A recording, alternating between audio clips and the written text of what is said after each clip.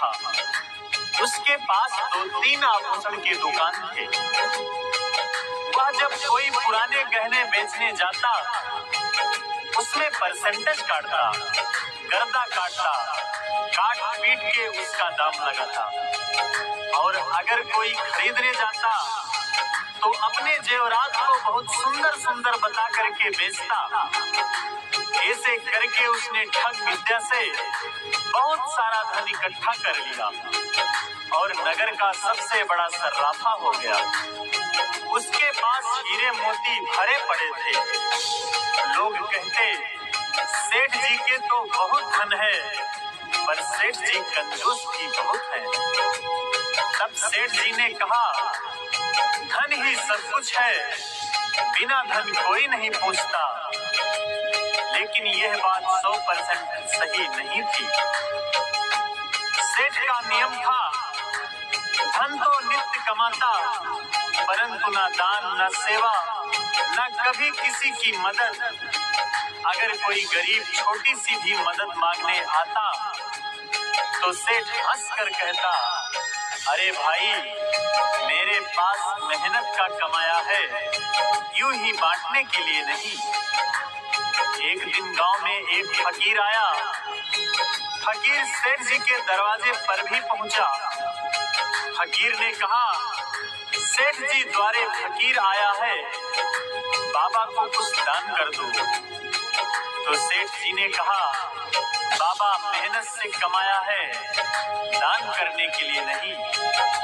फकीर ने कहा, सेठ जी मरने के बाद धन यही रह जाएगा, केवल दान धर्म, आपके पुण्य कर्म ही आपके साथी होंगे, बाकी सब यही धरा का धरा रह जाएगा। सेठ जी ने गुस्से में कहा, जब तक मैं हूँ धन मेरा है, मरने के बाद देखा जाएगा। फकीर वहां से चला गया, लेकिन जाते जाते बहुत ही गहरी बात कह गया। कमा ले चाहे हीरे मोती, कफन में जेब नहीं होती। इतना कह के फकीर चला गया। अगले दिन सेठ जी को दिल का दौरा पड़ा। डॉक्टर आए, दवाइयां आई, पर सांस अब साथ नहीं दे रही। मरते समय सेठ जी ने कहा, अरे मेरी तिजोरी खोलो, मेरे हीरे, मेरे मोती, मेरे हीरे मोती करते करते सेठ जी के प्राण निकल गए, पर हाथ कुछ नहीं आया। सुबह जब सेठ का शव बाहर निकाला गया तो शरीर पर एक कफन था, ना सोना, न चांदी, न हीरा, न मोती, बस 2 गज का कपड़ा। अगर सेठ ने अच्छे कर्म किए होते, दान धर्म किए होते, प्रभु का भजन किया होता, तो यही उनके साथ जाता। तभी कबीरदास ने कहा है कि साईं इतना दीजिए, जाए कुटुंब समाए, मैं भी भूखा न रहूं, साथ भूखा जाए। अर्थात हमारे दरवाजे से कोई भी खाली हाथ न जाए, क्योंकि दान धर्म, दान पुण्य ही साथ में जाता है। इसीलिए संत जन कहते हैं, कमा लो चाहे हीरे मोती, कफन में जेब नहीं होती।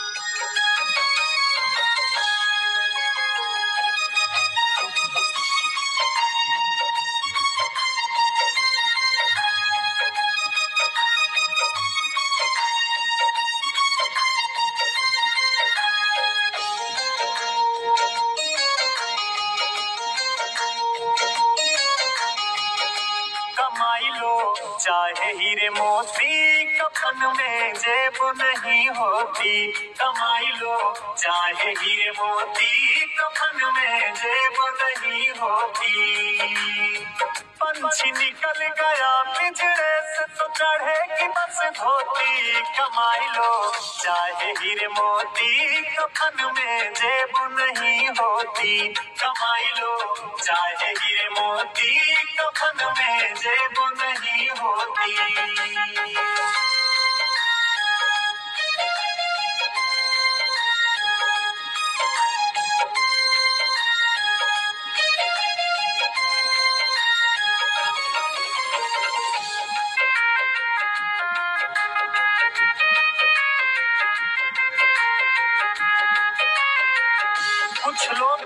पाकर समझते हैं कि सब कुछ पा लिया है, लेकिन उनको नहीं पता कि दौलत से सब कुछ नहीं मिल सकता। जैसे समझिएगा, दौलत नौकर दे सकती पर सेवक दिला नहीं सकती है। हाँ, सेवक दिला नहीं सकती है। हाँ, सेवक दिला नहीं सकती है। दौलत बिस्तर दे सकती पर नींद दिला नहीं सकती है। हाँ, नींद दिला नहीं सकती है। हाँ, नींद दिला नहीं सकती है। दौलत में सुख खोजने वाले, दौलत में सुख खोजने वाले यही चैन खोती। कमाए लो चाहे हीरे मोती, कफन में जेब नहीं होती। कमाए लो चाहे हीरे मोती, कफन में जेब नहीं होती।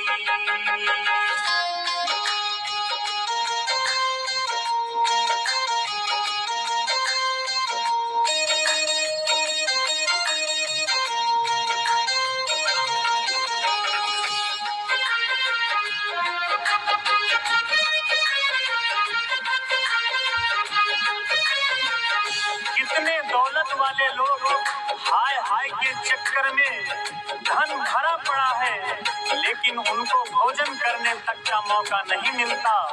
ऐसी है दौलत जो पेट के भूख को भी मार देती है। दौलत रोटी दे सकती पर भूख कहाँ से लाओगे। हाँ, भूख कहाँ से लाओगे। हाँ, भूख कहाँ से लाओगे। दौलत दौलत करने वाले अंत समय पछताओगे। अंत समय पछताओगे। अंत समय पछताओगे। दौलत ऐनक दे सकती है, दौलत ऐनक दे सकती नहीं ज्योति। कमाए लो चाहे हीरे मोती, कफन में जेब नहीं होती। कमाए लो चाहे हीरे मोती, कफन में जेब नहीं होती।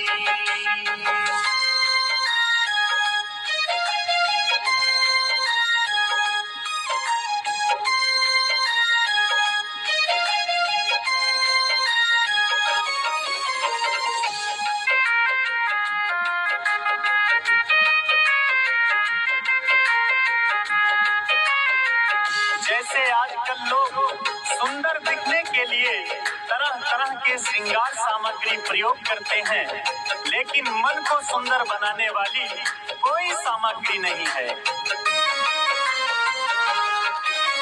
दौलत से श्रृंगार मिले, सुंदरता नहीं मिल सकती है। सुंदरता नहीं मिल सकती है। सुंदरता नहीं मिल सकती है। दौलत शक्ति भले दिलाए पर मुक्ति नहीं मिल सकती है। हाँ, मुक्ति नहीं मिल सकती है। हाँ, मुक्ति नहीं मिल सकती है। दौलत से भगवान मिले नहीं, दौलत से भगवान मिले नहीं, नहीं मिले भक्ति। कमाई लो चाहे हीरे मोती, कफन में जेब नहीं होती। कमाई लो चाहे हीरे मोती, कफन में जेब नहीं होती।